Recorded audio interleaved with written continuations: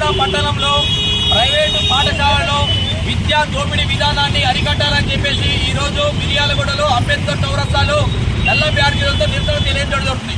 ముఖ్య ఉద్దేశం మిర్యాలగూడలో ఇంత విచ్చలవిడిగా విద్యా వ్యాపారం కొనసాగిస్తున్నప్పటికీ కూడా ఈ విద్యాశాఖ అధికారులకు కళ్ళు కనబడడం లేదా అని చెప్పేసి మేము హెచ్చరిస్తా ఉన్నాం.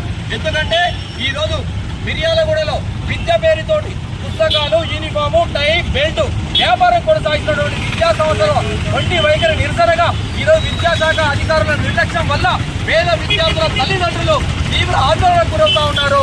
ఎందుకంటే ఈరోజు ప్రైవేటు పాఠశాలలో పేద విద్యార్థులు చదివించుకునే దుస్థితి లేకుండా పోయింది. కాబట్టి ఈ విద్యాశాఖ అధికారులకి ఇంత నిమ్మకు నీరు కట్టినగా వ్యవహరించడం వల్ల ఈరోజు పేద విద్యార్థులు ప్రైవేటు పాఠశాలలో చదువుకునే దుస్థితి లేకుండా పోయింది.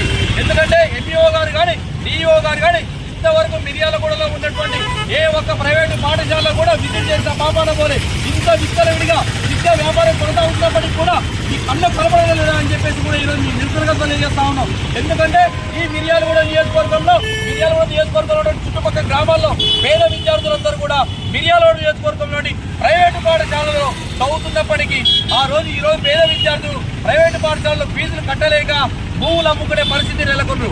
కాబట్టి విద్యాశాఖ అధికారులు ఇప్పటికైనా సరే కళ్ళు తెరిచి పేద విద్యార్థులకు న్యాయం జరిగే విధంగా చర్యలు తీసుకోవాలని చెప్పేసి మేము డిమాండ్ చేస్తా ఉన్నాం.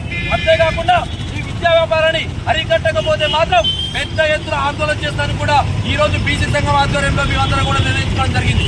మీ కళ్ళు కనబడట్లేదా విద్యాశాఖ అధికారులకి? ఈ రోజు ఇంత విద్య కొనసాగిస్తూ ఉన్నారు, విద్యను వ్యాపారం చేస్తూ ఉన్నారు. కాబట్టి తక్షణమే చర్యలు తీసుకోవాలి విద్యాశాఖ అధికారులు. లేకపోతే మాత్రం పెద్ద ఎత్తున ఆందోళన చేస్తానని కూడా బీసీ సంఘం నాయకులందరూ కూడా సిద్ధంగా ఉన్నామని చెప్పి హెచ్చరిస్తా ఉన్నాం. జై బీసీ, జై విద్యా దోపిడీ విధానాన్ని